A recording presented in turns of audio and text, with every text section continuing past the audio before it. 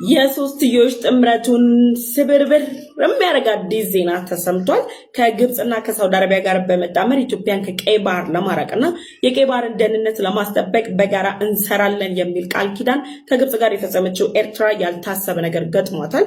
ግብጽና ሳውዲ አረቢያ በጋራ በመሆን ሬድ ሲ ዌቭ 8 የተባለ የባህር ላይ ልምምድ እያደረጉ ይገኛሉ። በዚህ ልምምድ ላይ ኤርትራ ትገኛለች ተብሎ ቢጠበቅም ግብጽና ሳውዲ አረቢያ ለቀይ ባህር የሚዋሰኑ ሀገራትን በሙሉ ጋብዘው ጅቡቲን ጨምረው ጋብዘው ሌሎች ደግሞ ወደ ቀይ ባህር የማይዋሰኑ ሀገራትን እንደ ሞሪታኒያና ፓኪስታን ያሉ ሀገራትን ጭምር በታዛቢነት እያሳተፉ ኤርትራን ግን ከባህር ላይ ልምምዱ ውጪ አድርገዋታል።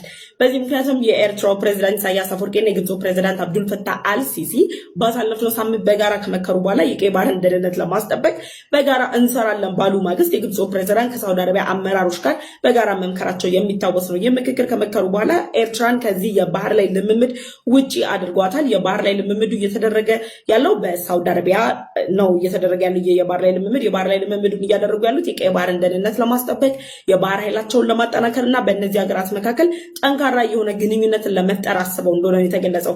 ታዲያ ኤርትራ ከግብጽ ጋርም ከሳውዲ አረቢያ ጋርም ከተለያዩ የኢትዮጵያን የቀይ ባህር ጥያቄ ከሚቃወሙ ሀገራት ጋር በሙሉ በጋራ በመሆን ስትመክር ቆይታ በመጨረሻ ግብጽ ግን ክደት እንደፈጸመችባት ነው የተነገረው።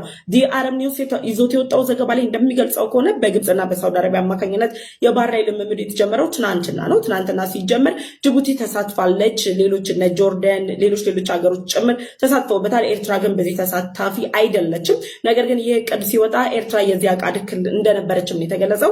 ኤርትራ ከግብጽ ጋር በመሆን ቀይ ባህርን የሚያዋስኑ ሀገራት በጋራ በመሆን የቀይ ባህርን ደህንነት ማስጠበቅ አለብን። ያን ደህንነት ለማስጠበቅ ደግሞ ኢትዮጵያን ከዚህ ህብረት ውስጥ እንዳትቀላቀል በጋራ መስራት አለብን የሚል ስምምነት ፈጽመው ነው ቆይተው ኤርትራ በዚህ ልምምድ ላይ ካተታል የሚል ከፍተኛ የሆነ ተስፋ ነበራት። ነገር ግን ኤርትራ የባህር ኃይል በዚህ ልምምድ ላይ ሊካተት አልቻለም።